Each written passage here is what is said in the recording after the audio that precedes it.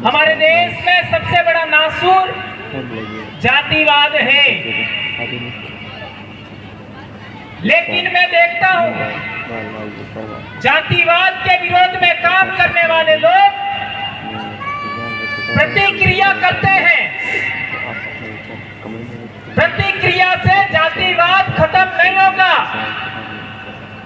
जातिवाद खत्म करने का फार्मूला क्या है, ये आज तक किसी ने नहीं सोचा। मैं कहना चाहता हूं, जो यहाँ पढ़े लिखे लोग हैं, कर्मचारी हैं, डॉक्टर बाबा साहब अंबेडकर ने जो वॉल्यूम लिखे, 4 वॉल्यूम किसने पढ़ा? मिनिमम 4। हाथ ऊंचा करके बताइए। इन्हें गिने हाथ। ये हालात है। इन्हें गिने हाथ। केवल हम लोग जयकारे करने के लिए पैदा हुए हैं। हम लोग आज भी बीमारी का इलाज नहीं चाहते। हर एक समस्या का कोई न कोई समाधान होता है।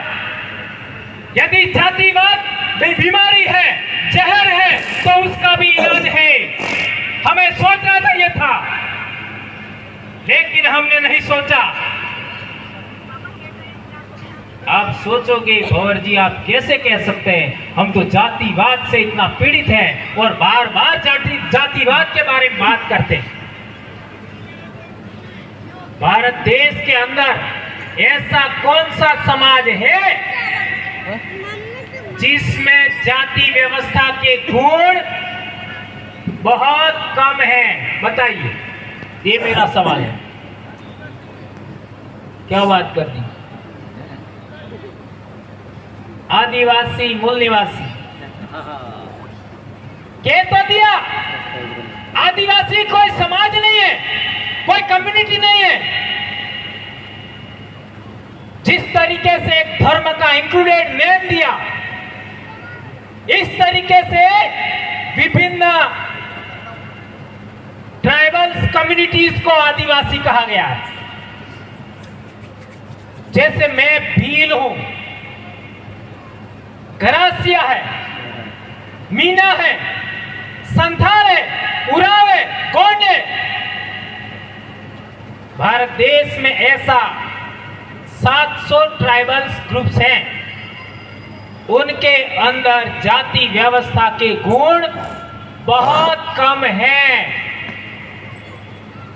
वर्ण व्यवस्था लागू होने की दूर की बात है। अभी जो गीत मोरिया वाला सुनाया गया था, आपने सुना और देखा।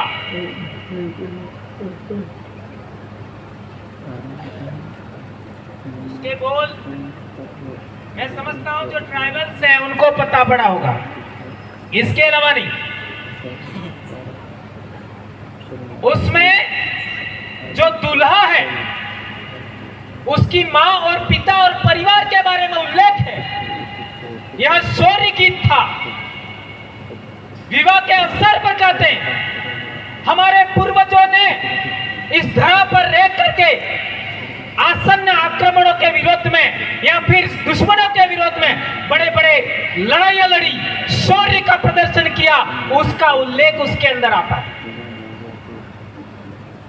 उसमें आप किस तरीके की मां के बेटे हैं, किस तरीके के बाप के बेटे हैं, उसका उल्लेख है। यह एक राजवंशी कौम की निशानी है। हमारे समाज के अंदर यह बात भी छुपी है कि हम लोग इस धरा पर राजवंशी कौम है, रॉयल ब्लड है। आप भी रॉयल ब्लड है, लेकिन हमारे अंदर वो खुमारी नहीं है। वो खुमारी आनी चाहिए। हमारे मारवाड़ की धरा पर पिछले 2 साल में हमने जितेंद्र मेघवाल के साथ क्या हुआ हमने देखा। इंद्र मेघवाल के साथ क्या हुआ हमने देखा। कार्तिक भील का परिवार अभी भी सिरोही जिला हेडक्वार्टर पर बैठा है। क्यों न्याय नहीं मिला? क्यों न्याय नहीं मिला? क्या हम शिक्षित हैं? कलम चलाना शिक्षित नहीं होता। यदि हम शिक्षित होते तो ये 3 जो नाम लिए उनको न्याय मिल गया होता। दूसरी बात है संगठित करो।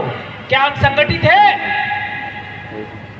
कौन कहता था दक्षिणी राजस्थान के भील आदिवासी 5-7 साल में इतना बदल जाएंगे? 2015 से पढ़ा रहा हूं मैं उनको, और आज हमारा संगठन 9 राज्यों में पहुंच गया। वो टीचर ये रहा।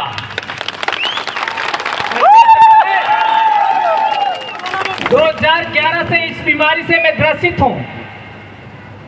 इतना पढ़ाया, इसको कहते हैं एजुकेट करना, एजुटेशन। आज हमारे इलाके में एजुटेशन किस तरीके चल रहा है? संवैधानिक लोकतांत्रिक तरीके से एजुटेशन चल रहा है। पिछले पंचायती राज चुनाव के अंदर 96 पंचायत समिति सदस्य जीते थे हमारे। 96 हमारे अकेले जिले की बात कर रहा हूं। इसमें 40 कुंवारे थे। 40 कुंवारे। क्या भारत देश के इतिहास में एक जिला ऐसा दिखा सकते हो? इतना बड़ा बदलाव। इसको कहते हैं आपका एजुकेट करना, आपका ऑर्गेनाइज करना और एजुकेशन करना। कब किया हमने? हम लोग तो दूसरों के द्वारा दिया गया सम्मान के भूख है। दूसरों के दिया हुआ सम्मान। हमें स्वयं सम्मान पाने लायक बनना होगा। हमने कभी दूसरों के सम्मान की परवाह नहीं किया। कितना हमको गालियां दिया गया, गवर्नमेंट ने कितना परेशान किया, कितनी बार एपीए हुए, निलंबित हुए। भंवरलाल परमार का सर किसी गवर्नमेंट के आगे, किसी मुख्यमंत्री के आगे, किसी मंत्री के आगे झुका नहीं। और आज लाखों आदिवासियों का सर गर्व से ऊंचा होकर के चल रहा है। ये बात हमें सोचनी चाहिए। तो मैं कह रहा था, हमारे समाज के अंदर जाति व्यवस्था के गुण बहुत कम है, वर्ण व्यवस्था के गुण बहुत कम है। तो क्या आदिवासियों से हमें कुछ सीखना नहीं चाहिए? ये बहुत बड़ा सवाल है। आदिवासी समाज अपने से ऊंचा किसी को नहीं मानता। आदिवासी समाज अपने से नीचा किसी को नहीं मानता। यहां तक कि आदिवासी समाज महिला को भी प्रथम दर्जा देता है, पहला स्थान।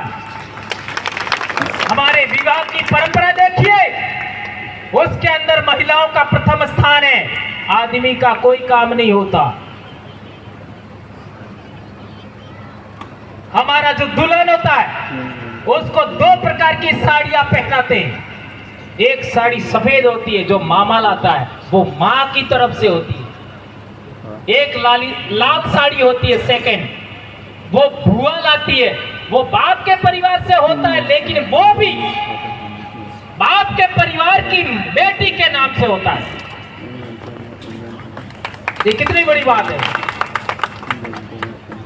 मेरी शादी कराई मेरी वाइफ की बुआ ने, वहां किसी आदमी का जरूरत नहीं है। इस आंगन में इस परिवार की जिस बेटी ने विवाह किया, फेरा लिया, वही बेटी आने वाली भतीजी का विवाह करा सकती है। ये नियम होता है हमारे समाज में। ये मात्र सत्तात्मक व्यवस्था का बहुत बड़ा उदाहरण है। और कितनी बातें बताऊं, बहुत सारे रेफरेंसेस में दे सकता हूं। आज एक महिला का कितना सम्मान है, इसका एक उदाहरण देना चाहूंगा। मैं पहली बार मंच पर जूते पहन करके बोल रहा हूं, और वो मैं अभी मेरा स्वास्थ्य ठीक नहीं है, बीमार हूं, और कहीं फिर बीमार नहीं हो जाऊं इसलिए जूते पहन करके, ये ठंडा है। हमारे कम्युनिटी के अंदर कोई भी व्यक्ति जूता पहन करके आंगन में भी नहीं आ सकता। घर में आना तो दूर की बात है, जहां मिट्टी की लिपाई किया जाता है, अंतिम छोर होता है, वहां जूता उतारना पड़ता है। इसका अर्थ क्या हुआ? अंतिम लिपाई जहां मिट्टी से किया आंगन में, वहां जूता उतारना अनिवार्य है। इसका अर्थ क्या हुआ?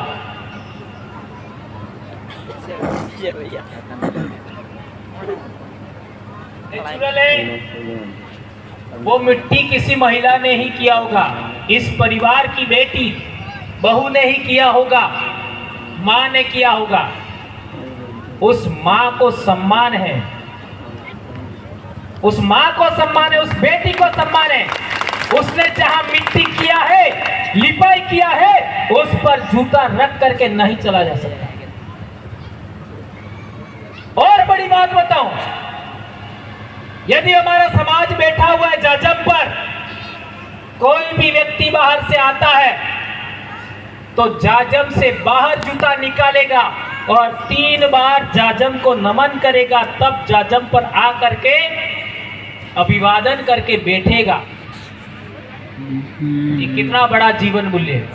अभी भंते जी ने यहाँ नमन किया था, 3 बार नमन किया था, और हमारे समाज में भी 3 बार नमन होता है। उसका कारण क्या? क्या कारण? 3 बार ही नमन होता है, 4 बार नहीं हो सकता, 2 बार नहीं हो सकता। उसका कारण क्या? इसका कारण इतिहास में ढूंढना होगा। सम्राट अशोका के शिलालेख पढ़िएगा, सम्राट अशोका के शिलालेख पढ़ेंगे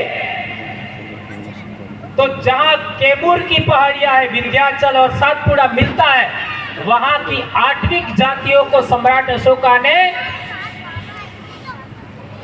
चेतावनी दिया था। लेकिन वेस्टर्न भारत, हमारा बहुत बड़ा राज्य सम्राट अशोका का इस इलाके में था, गिरनार के आसपास। गिरनार में भी सम्राट अशोका के शिलालेख मिले, बॉम्बे के पास शिलालेख मिले, जयपुर में शिलालेख मिले, और उनका राजधानी उज्जैन में भी था। किसी भी शिलालेख में एक रेफरेंस बताओ जिसमें वेस्टर्न भारत के ट्राइबल्स को कोई चेतावनी दिया हो? नहीं दिया। उसका कारण क्या? उसका कारण भी बहुत समझने की जरूरत है। तो वेस्टर्न भारत का जो ट्राइबल्स था, उनकी जो व्यवस्था थी, रिपब्लिक व्यवस्था, गणतांत्रिक गणराज्य की व्यवस्था था, उसको सम्राट अशोका ने स्वीकार किया। इस वजह से आज यहां का जो इलाका है माउंट आबू, यहां पहली बार ट्राइबल्स की राज व्यवस्था कायम हुआ। इसलिए कहा जाता है कि